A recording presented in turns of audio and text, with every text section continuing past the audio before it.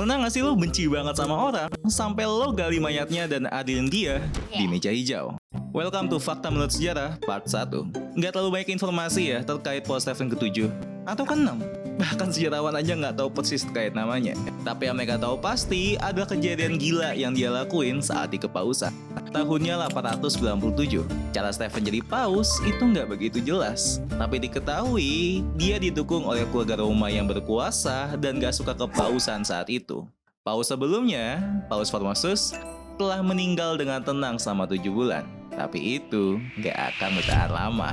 Jadi gini, Paul Stephen entah kenapa nggak suka banget sama pendahulunya. Saking bencinya, di suatu dini hari sekitar bulan Januari tahun itu, Paul Stephen memerintahkan jasad Formosus digali dan dibawa ke pengadilan yang ada di Roma, di mana jasad yang OTW busuk itu dibopong di singgasana, sementara seorang diakon disuruh untuk membela Paus Formosus. Stephen nuduh kalau Formosus jadi paus dengan cara yang ilegal. Sebenarnya argumennya tuh susah banget buat dibuktikan, tapi karena dia paus, dia punya kuasa. Setelah melalui sidang pengadilan yang sangat bersih, jasad Formosus dianggap bersalah. Status pausnya dicabut dan hasil kerjanya sebagai paus dianggap tidak valid dan dihancurkan. Gak cuman itu, setelah dianggap bersalah, Stephen memotong 3 jari Formosus yang dipakai untuk memberi berkat. Akhirnya setelah semua itu, mayatnya dikuburkan di pemakaman umum dan kan makam yang dibuat khusus untuk paus. Sekarang pasti lo pikir,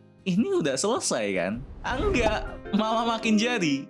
Setelah kembali ke kuburan, kali ini dengan sisa 7 jari, Paul Stephen memerintahkan untuk Formosus digali lagi dan meminta mayatnya untuk dibuang ke sungai dan terbawa arus sehingga penduduk kota bisa melihat mayatnya.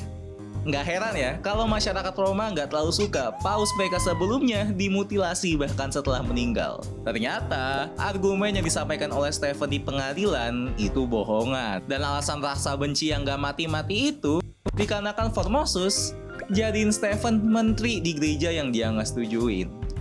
Badan Formosus akhirnya terbawa arus ke tepi sungai Tiber dan menurut berbagai rumor, jasadnya mulai melakukan sebuah mujizat. Akhirnya, seorang biarawan mengambil dan mengurus tubuhnya.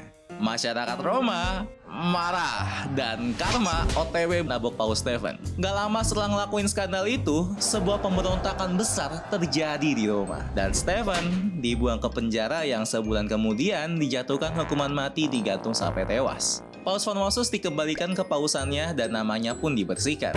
Lalu setelah itu, peraturan baru ditetapkan. Gak boleh ada orang yang meninggal dibawa ke pengadilan, apapun kesalahan yang dilakukannya semasa hidup. Inilah kisah aneh tentang Paul Stephen ke-7 atau ke-6 dan bencinya terhadap Formosus.